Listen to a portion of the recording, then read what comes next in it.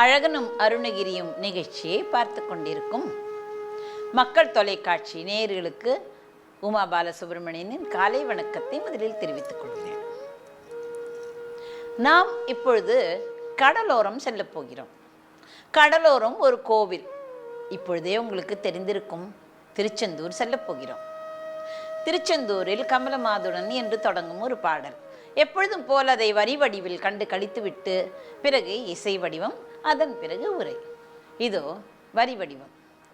கமலமாதுடன் இந்திரையும் சரி சொல்ல ஒணாத மடந்தையர் சந்தன களப சீதள கொங்கையில் அங்கையில் இருப்போதே களவு நூல் தெரி வஞ்சனை அஞ்சன விழியின் மோகித கந்த சுகந்தரு கரிய ஓதியில் இந்து முகம்தனில் மருளாதே அமலமாகிய சிந்தை அடைந்து அகல் தொலைவிலாத அறம் பொருள் இன்பமும் அடைய ஓதி உணர்ந்து தனந்த பின் அருள்தானே அறியுமாறு பெரும்படி அன்பினின் இனிய நாத சிலம்பு புலம்பிடும் அருண ஆடக கிண்கிணி தங்கிய அடி தாராய்.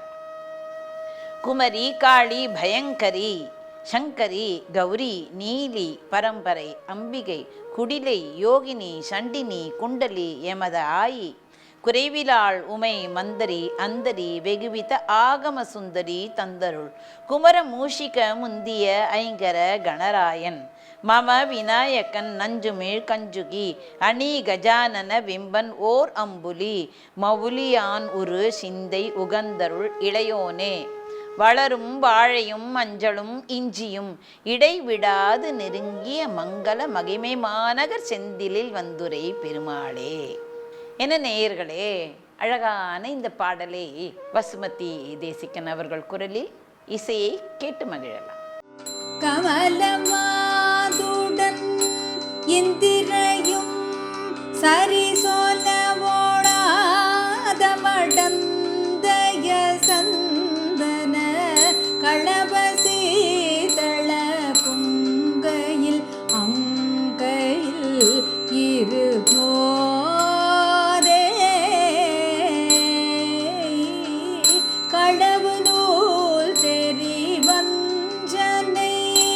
அஞ்சன விழியின் மோகித கந்த சுகம் தரு கரிய போதியில் இந்து முகம் தனில் மருளாதே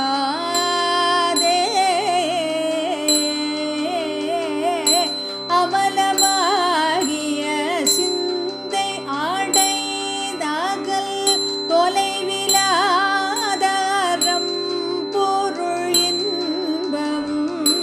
அடையவோதி உணர்ந்து தணந்த பின் அருள்தானே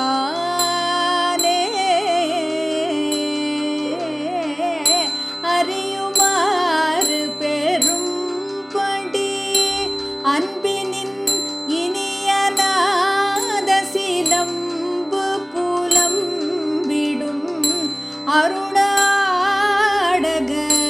கிண்கிணி தங்கிய அடித்தாராய்.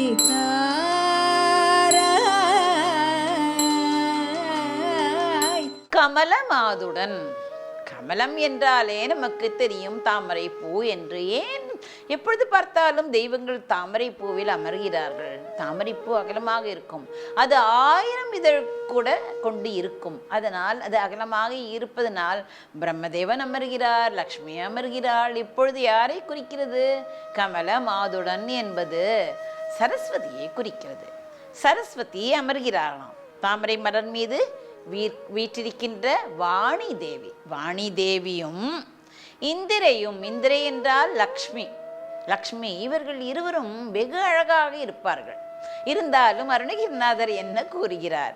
இந்த இருவரையும் சரி சொல்ல ஒணாத மடந்தையர், அழகில் நிகர் என்று சொல்வதற்கு ஒண்ணாத ஒரு மகள் இருக்கிறாளாம். அந்த விலைமாதரை பற்றி கூறுகிறார். அதாவது விலைமாதர் என்று கூறினாலும் அவள் இன்னும் இயற்கையாகவா அழகாக இருக்கிறாள்? அவள் அழகு செய்து கொள்ளுகிறாள். அவள் நினைக்கிறாள், சரஸ்வதியும் எனக்கு இணை அல்ல, லக்ஷ்மியும் எனக்கு இணை அல்ல, அவர்களை விட அழகு மேலாக இருக்கிறேன் என்று அவள் நினைக்கிறாள். அப்படி இருப்பவள் என்ன செய்கிறாள்? களப சந்தன களப சீதள கொங்கையில்.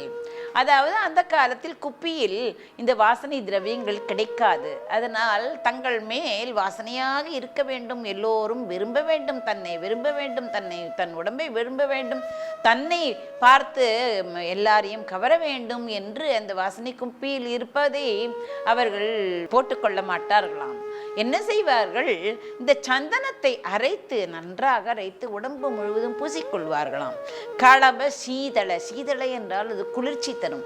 நம் உடம்பே சூடாகி இருக்கிறது அல்லவா, குளிர்ச்சி தருவதற்கு அந்த சந்தனத்தை உபயோகப்படுத்துவார்கள்.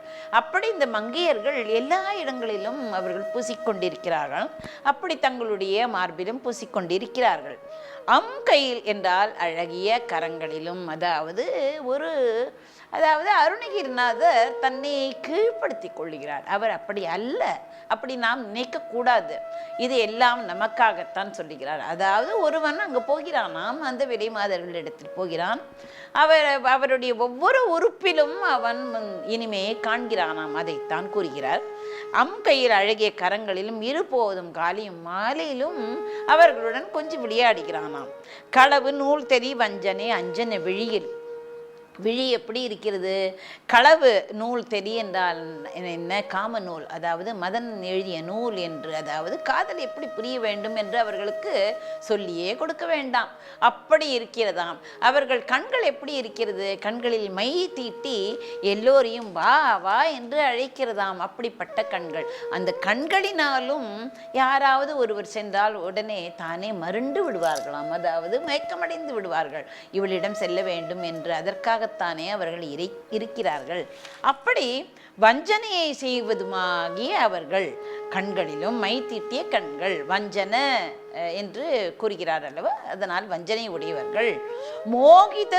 மோகித கந்த சுகந்தரு கரிய ஓதியல். மோகத்தை உண்டு பண்ணுவதாகிய கரிய கூந்தல், நீளமான கூந்தல் இருக்கிறது, அது வாசனையாக இருக்கிறது. ஏனென்றால் அதில் நிறைய மலர்களை அணிந்து வாசனைப்படுத்திக் கொள்வார்கள். அந்த கூந்தலின் உள்ளும் வெளியிலும் இருந்து அது அந்த அழகை கூட்டிக் கொள்ளும் அல்லவா. எப்படி தன்னுடைய அழகை மிகைப்படுத்துவது என்று அவர்களுக்கு தெரியும். அந்த அலங்காரம் எல்லாம் எப்படி செய்து கொள்வது என்று தெரியும். அதைத்தான் இதற்கு கூறுகிறார். அதுவும் இந்து முகம் தன்னில் மருளாதே, அந்த முகத்தில் வசீகரத்தை எப்படி கொண்டு வருவது என்று அவர்களுக்கு தெரியும். அப்படி அவர்கள் முகத்தையும் அழகாக வைத்துக்கொண்டு அப்படிப்பட்ட முகத்திலும் நான் மருளாமல் மயக்கமடையாமல் இருக்க வேண்டும் என்று கூறுகிறார். அதாவது அவருக்காக கூறவில்லை, நமக்காக.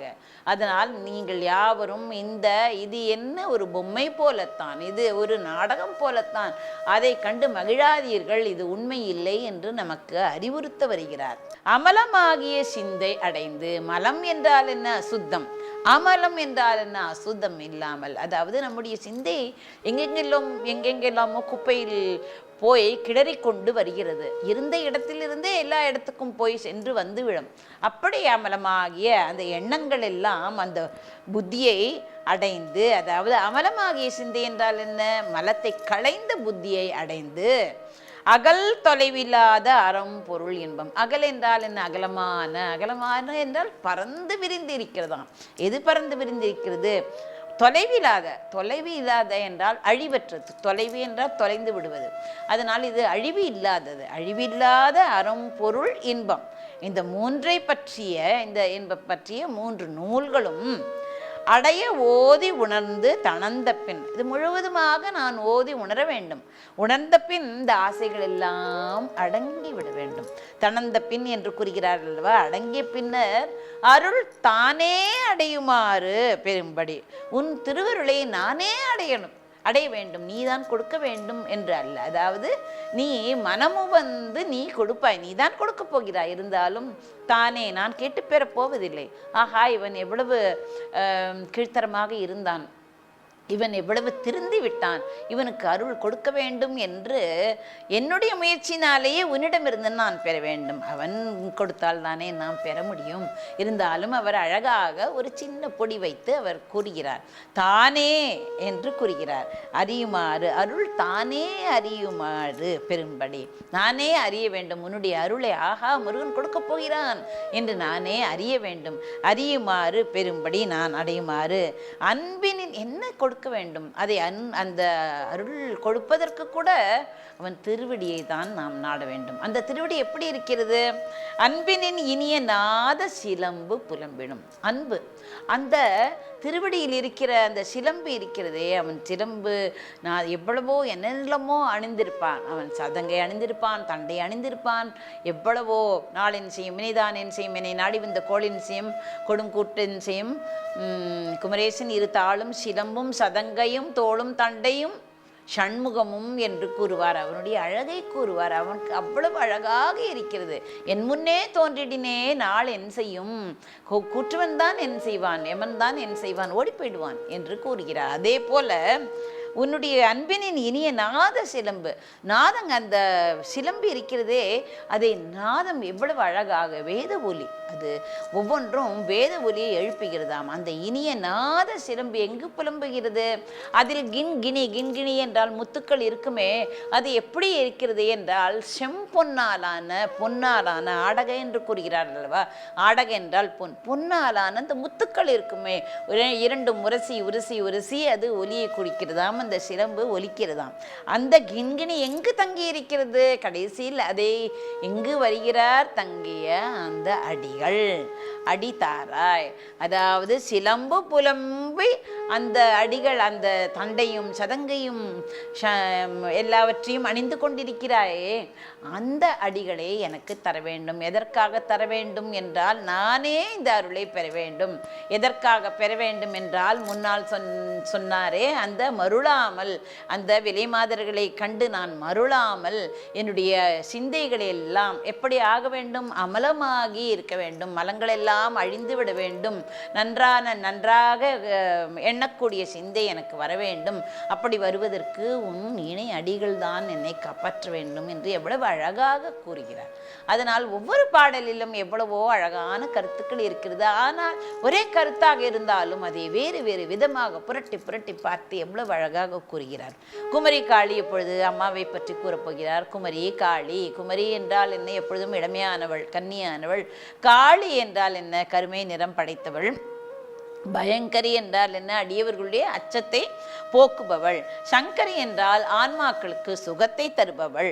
கௌரி, கௌரி என்றால் பொன்னிறத்தை உடையவள். நீலி என்றால் நீல நிறத்தை உடையவள்.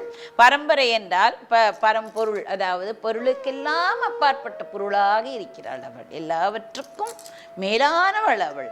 அம்பிகை உலகமாதா, ஸ்ரீமாதா என்று ஸ்ரீமாதா, ஸ்ரீ மகாராஜ்னி, ஸ்ரீ சிம்மாசனேஸ்வரி என்று தொடங்குகிறதே, அப்படி ஸ்ரீமாதாவாக இருக்கிறாள், எல்லோருக்கும் அம்மாவாக இருக்கிறாள் அம்பிகை. குடிலை என்றால் மாயை, அதாவது சுத்த மாயை. குடிலை என்றால் சுத்தமாயை. யோகினி என்றால் என்ன? யோகஸ்வரூபமாகவே இருக்கிறாள் அவள், யோகஸ்வரூபமாக. சண்டினி என்றால் பாவிகளுக்கெல்லாம் அவள் என்ன செய்கிறாள்? குடியவளாக இருக்கிறார். குண்டலி, அடுத்தது குண்டலி என்று கூறுகிறார். குண்டலி என்றால் குண்டலி சக்தியை உடையவள். எமது ஆயி, எங்களுடைய தாயாக இருக்கிறாள்.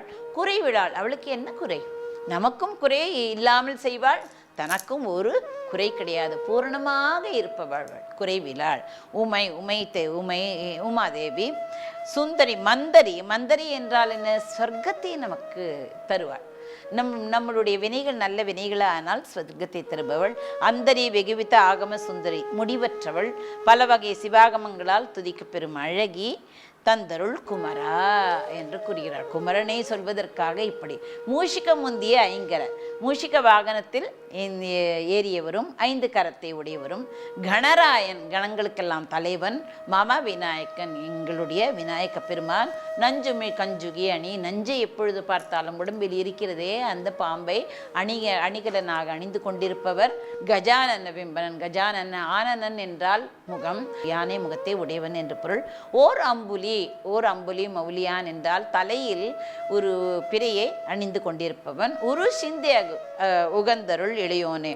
அவர் மனமகிழ்ந்த அருளும் அந்த தன்னுடைய தம்பி தக்க இளைய பெருமாளே.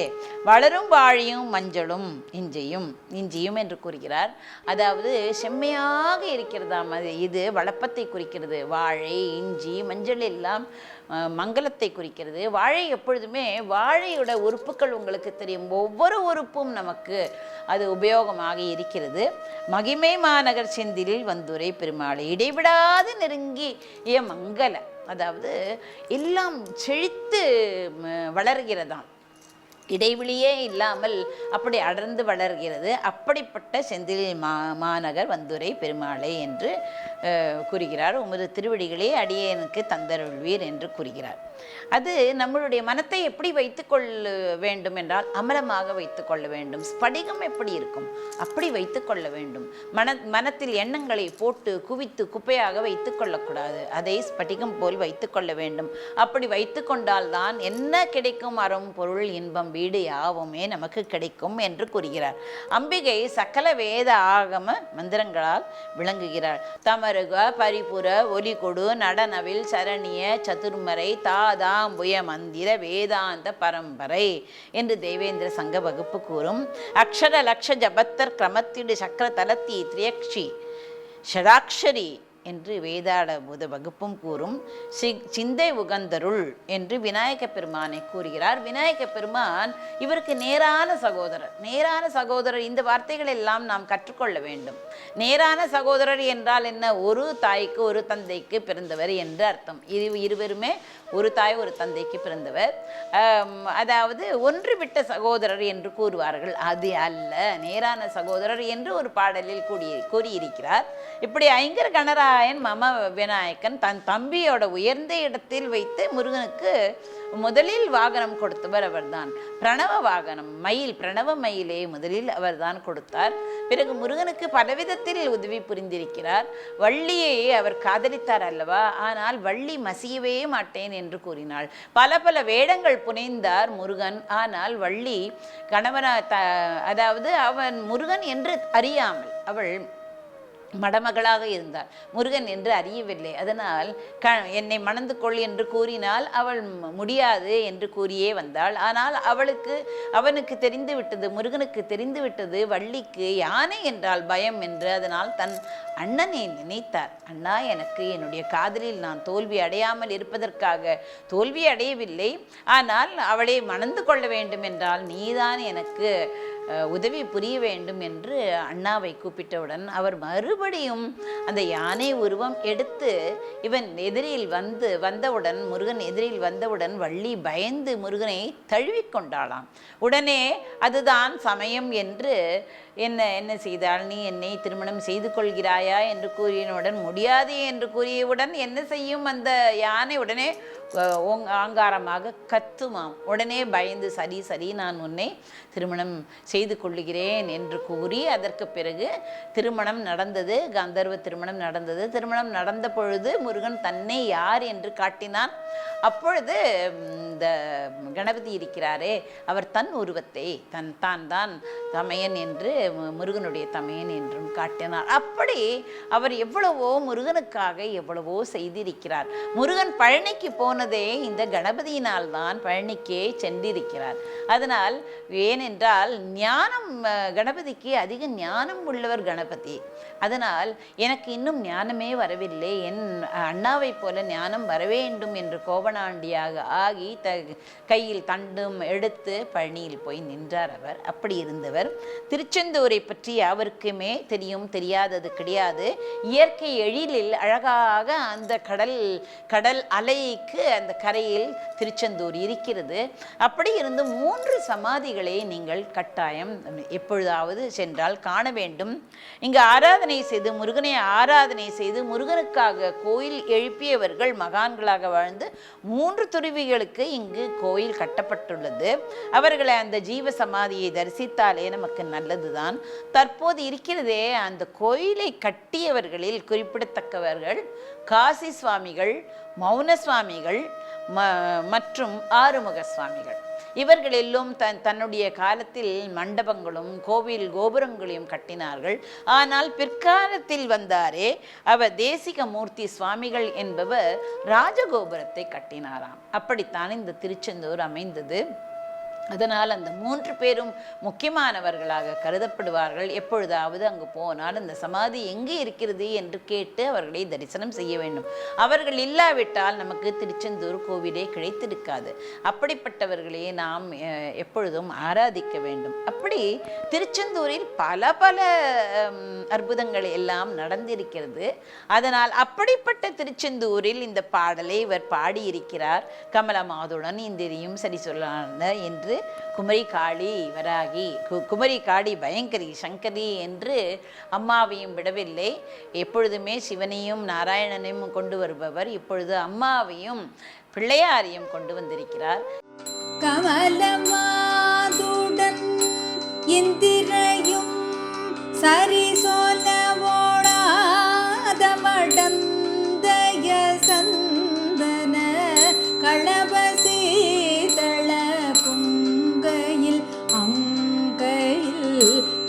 இருமோரே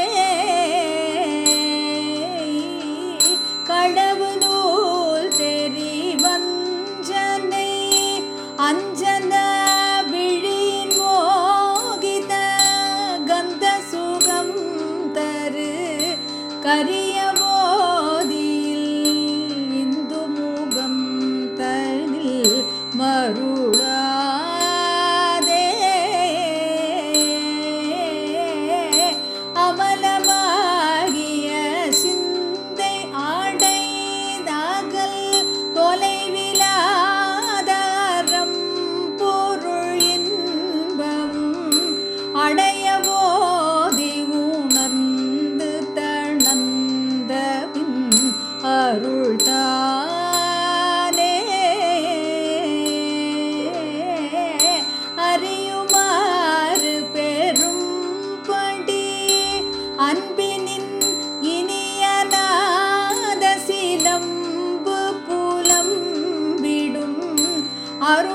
அருணாடக கிண்கிணி தங்கிய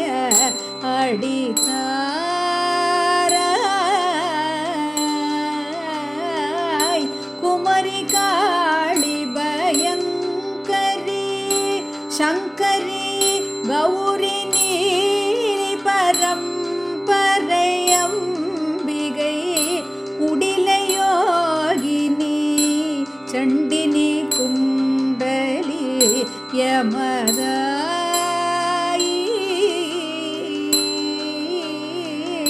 குறைவிலாள் உமை மந்தரி அந்தரி வெகுவிதாகம சுந்தரி தந்தருள் குமரமூஷிக முந்திய ஐங்கர கணராயன்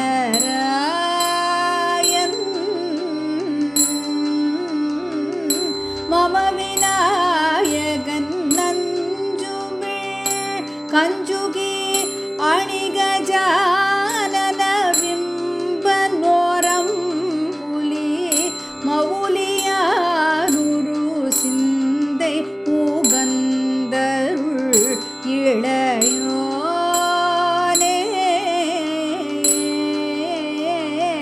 வளரும் வாழையும் மஞ்சளும் இஞ்சியும் இடைவிடாது நெருங்கிய மங்கள மகிமை மாநகர் செந்திலில் வந்தூரே பெருமாளே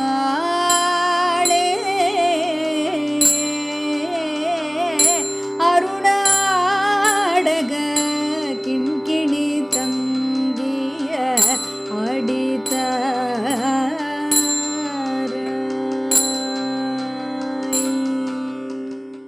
இப்படிப்பட்ட பாடல்களை எல்லாம் நாம் படித்து இன்புற்று அதை உணர வேண்டும்.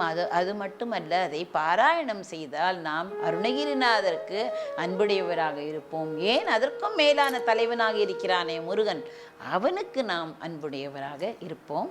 நன்றி, வணக்கம்.